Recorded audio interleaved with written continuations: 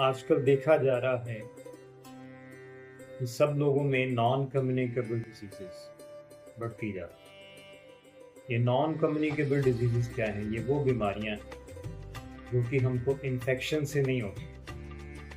Infection माना जैसे हमारे शरीर में जो जीवाणु होते हैं या वायरस होते हैं या बैक्टीरिया होते हैं जो हमारी बॉडी में जब कितने इन्फेक्शन करते हैं, फीवर करते हैं, उनको हम कम्युनिकेबल डिजीजेस कहते हैं। लेकिन नॉन कम्युनिकेबल डिजीजेस वो हैं जो इनके इन्फेक्शन के कारण नहीं होते, लेकिन जो हमारी दिनचर्या है, हमारी जीवन जीने की शैली है, हमारी जो सारे दिन की दिनचर्या है, सुबह से लेकर शाम तक हम कब उठते हैं, कब काम करते हैं, कब खाते हैं, कब सैर करते हैं, जब इसमें हमारा कुछ ऊपर नीचे होता है तो जो है वो नॉन कम्युनिकेबल डिजीज। और आजकल जो है एक नई साइंस जिसको बोलते हैं लाइफस्टाइल एज मॉडर्न मेडिसिन, कि अगर हम अपनी दिनचर्या को ठीक कर देंगे तो हम नॉन कम्युनिकेबल डिजीजेस से बच सकते हैं।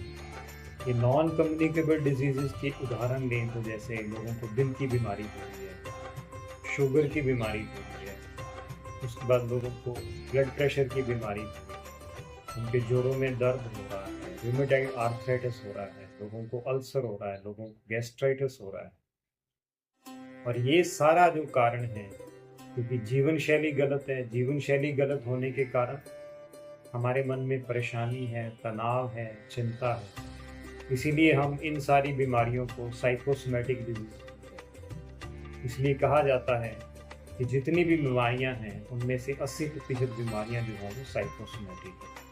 साइकोसोमैटिक माना मन के गलत सोचने के कारण जो है वो होती है। तो आइए हम पहले जानते हैं कि जो वैज्ञानिक स्वस्थ जीवन शैली है वो क्या है, उसके आयाम क्या है, उसके हिस्से क्या है।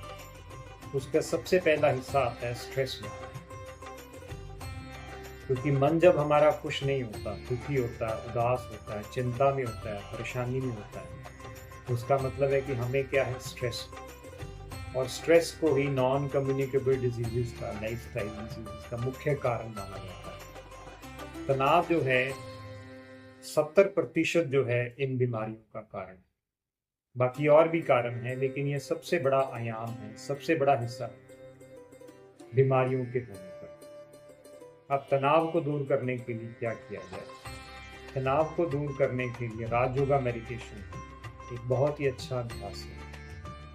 राजयोगा मेडिटेशन दिन में 2 बार कर सकते हैं, सुबह उठ के 4 बजे और शाम।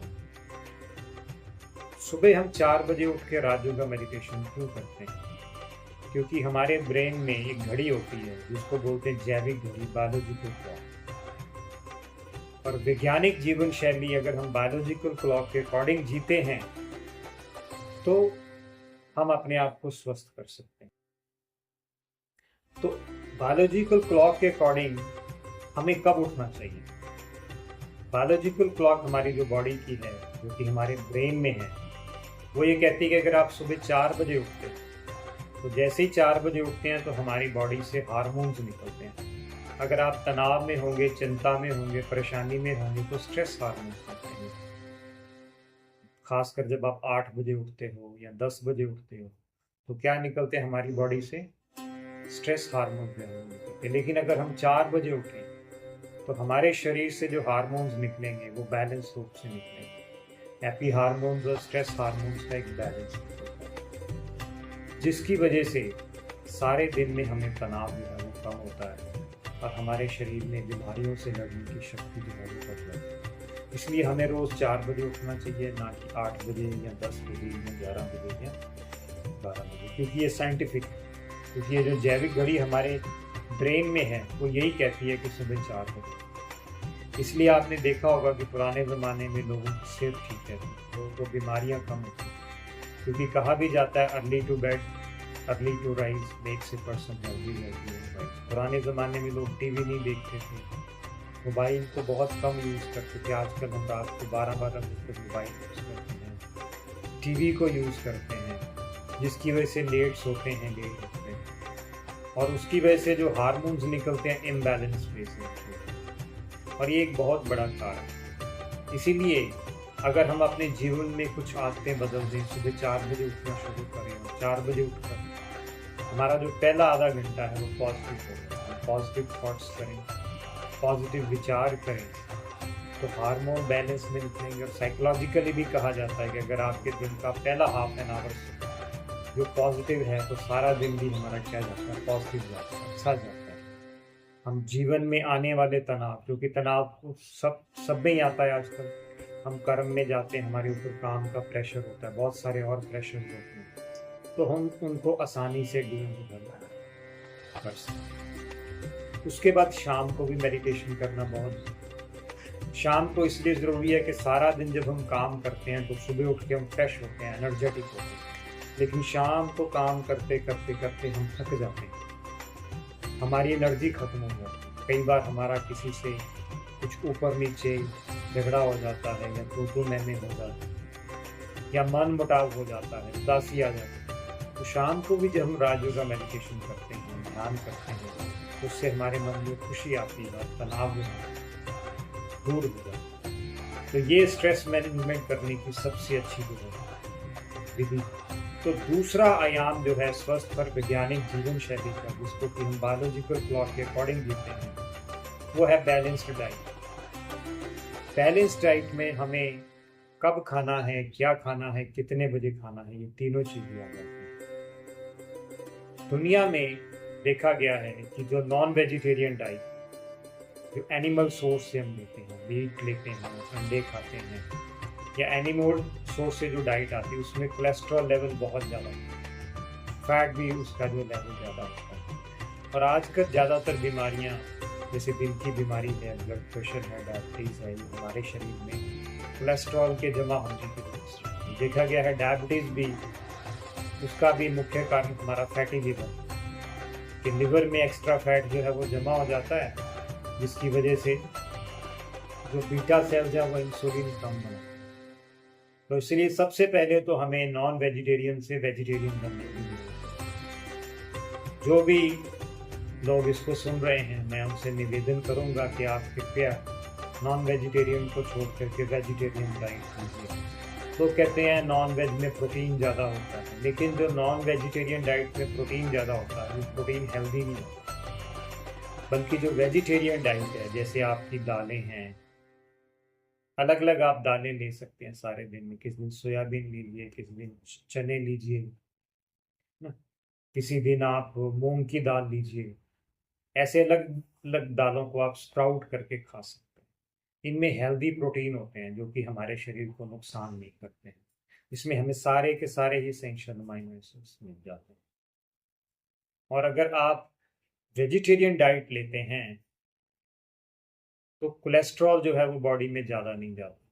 हमारे शरीर में एक क्षमता होती है जो अपने आप कोलेस्ट्रॉल बना सके। ऐसा नहीं है कि कोलेस्ट्रॉल बॉडी में ज़रूरत ही नहीं है, शरीर को हर चीज़ की ज़रूरत है, लेकिन वो बैलेंस होना चाहिए, ना बहुत ज़्यादा होना चाहिए, ना बहुत कम होना चाहिए। इसे वेजिटेरियन डाइट को बहुत अच्छा माना जाता है। विदेशों में जहाँ पर लोग 70-80% नॉन वेजिटेरियन डाइट लेते थे, आज उनमें भी अवेयरनेस आ रही है। लेकिन हम लोग भारतीय हैं, और भारतीय लोग जो है वेजिटेरियन डाइट को ज़्यादा पसंद करते हैं। लेकिन अगर हम वेजिटेरियन डाइट लेते हैं तो भी फिर हमें बीमारियां क्यों आ रही, क्योंकि हमारे पकाने की विधि गलत है। हमें पता नहीं हमको कब क्या और कैसे जो है वो खाना है। तो वेजिटेरियन डाइट में भी जो हम भोजन देते हैं, जैसे मान लीजिए कई लोग समोसे खाते हैं, पकौड़े खाते हैं, वो भी तो वेजिटेरियन डाइट है ना। तो उन चीज़ों को जब हम फ्राई करते हैं, मैदे वाली चीज़ें हमारे पेट में जा करके जम जाती हैं, क्योंकि मैदा आंतों में जाके जम जाता है, जिससे आंतों को जो भोजन को हजम करने की जो शक्ति है उसमें बहुत ज़्यादा डिस्टरबेंस हो जाती है। और मैदा जो है हमारी आंतों में विलाई होते हैं। विलाई जो है वो भोजन के अलग अलग जो पार्ट्स हैं उनको एब्जॉर्ब करने में मदद करता है। जो शरीर को चाहिए उसको लेता है, जो नहीं चाहिए उसको बाहर निकाल देता है। लेकिन जब हमारी आंतों में विलाई खराब हो जाते हैं तो जो भी हम खाते हैं वो सारा ही शरीर में चला जाता है।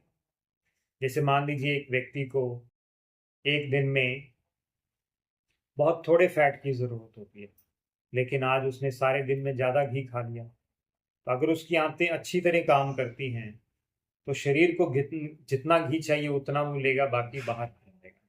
लेकिन जब आंतें खराब हो जाती तो क्या होता है, सारा का सारा फैट ही बॉडी में एब्जॉर्ब हो जाएगा। तो आपको क्या हो जाएगी, ओबेसिटी हो जाएगी, मोटापा हो जाएगा।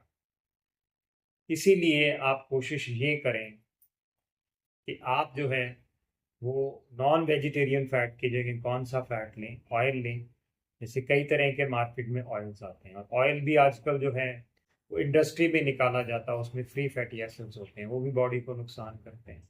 तो कोशिश करें कोल्ड प्रेस्ड ऑयल लें, जिसकी हम कहते हैं कोलू का निकाला हुआ जो है वो ऑयल होता है, वो नेचुरल होता है। पुराने ज़माने में लोग जो थे वो उस तेल को यूज़ करते थे, जैसे सरसों का तेल हो गया, कॉटन सीड ऑयल है, सनफ्लावर ऑयल है, सोयाबीन ऑयल है। आप अलग अलग ऑयल को यूज़ कर सकते हैं। लेकिन वो कच्ची घानी का भी, जिसको हम कहते हैं कोलू का तेल भी कहते हैं, कोल्ड प्रेस्ड ऑयल भी कहते हैं, उसको आप यूज़ करें।